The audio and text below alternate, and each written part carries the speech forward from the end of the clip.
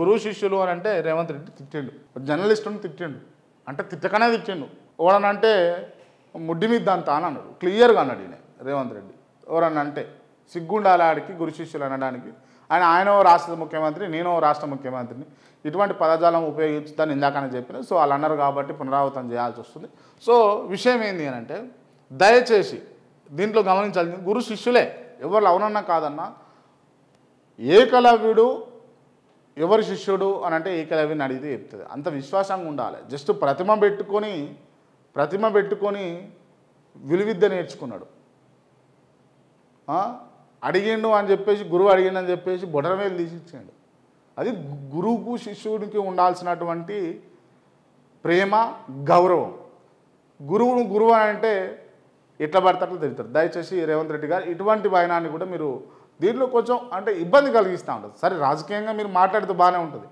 అంటే మేము పార్టీలో పనిచేసినప్పుడు గురువు అండి, ఇప్పుడు ఆయన పార్టీకి ముఖ్యమంత్రి, నేను పార్టీ టీపీసీసీగా ఉండి ఇప్పుడు ముఖ్యమంత్రి అయినా అని చెప్తే ఓ హుందాగా ఉంటుంది. ఇటువంటి మీకు అడ్వైజులు ఇస్తలేరా, లేకపోతే ఇక మీ నైజంతో మాట్లాడుతూ ఉన్నారా, మీ ఒరిజినాలిటీతో అన్నది ఒకసారి గమనించాలి. దయచేసి ఇటువంటి తప్పులు భవిష్యత్తులో చేయకపోతే బాగుంటుంది అని అన్నది చెప్తా ఉన్నా. నేటి మాట, మన దేశంలో మనిషిని మనిషిలా చూసేది భూమి ఒకటే. ఏ కులపోడు పండించినా కూడా పండుతుంది, ఏ కులపోడు చనిపోయినా కూడా తనలోకి తీసుకుంటుంది. మహాకవి శ్రీశ్రీ చెప్పినటువంటి అంశం ఇది. కానీ ఇదైతే నిజంగా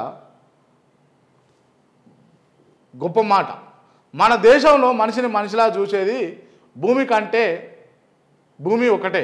ఏ కులపోడు పండించినా పండుతుంది, ఏ కులపోడు చనిపోయినా కూడా భూమిలోకి తీసుకుంటుంది అని చెప్పేసి. ఇక నేను దీన్ని విడమర్చి చెప్పాల్సిన అవసరం కూడా లేదు. లోకేష్ డిప్యూటీ సీఎం, టీడీపీ నేతలకు హైకమాండ్ వార్నింగ్.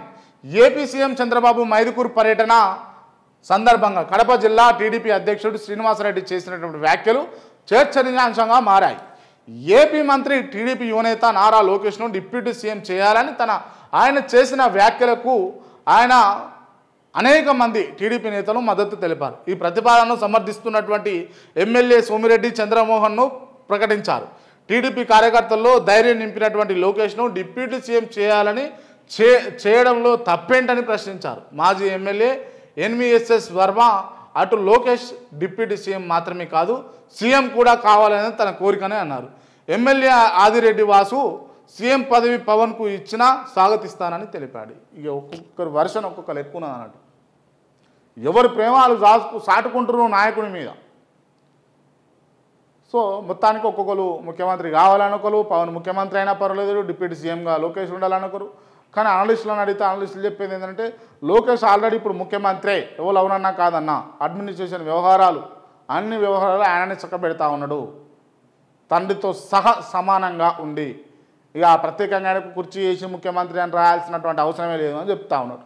సో చూద్దాం ఏందని అన్నది. ఇక సో ఇవాళ మన వార్తాపత్రికల్లో వచ్చినటువంటి ప్రధానమైనటువంటి అంశాలు ఏంటి అని అంటే, కోల్కతా వైద్యురాలి కేసు నిందితుడు సంజయ్ రాయ్ను జీవిత ఖైదు, అదేవిధంగా బాయ్ ఫ్రెండ్ మర్డర్ కేసులో యువతికి ఉరిశిక్ష, ఎమ్మెల్సీ కవిత ఫోటోలు మార్పింగ్ చేసినందుకు ఎంపీ అరవింద్పై సైబర్ క్రైమ్లో ఫిర్యాదు, ఏం బీకినవు రేవంత్ అని అంటూ కేటీఆర్ రేవంత్పై 1,40,000 కోట్ల అప్పు చేసినావు, ఎవరికి ఏమి ఇచ్చినావు అని చెప్పేసి నిలదీసినటువంటి వైనం. పవన్ సీఎం అవుతాడు అని అంటూ పవన్ సీఎం కావాలంటూ జన సైనికులు కోరుకుంటున్నటువంటి అంశాలు.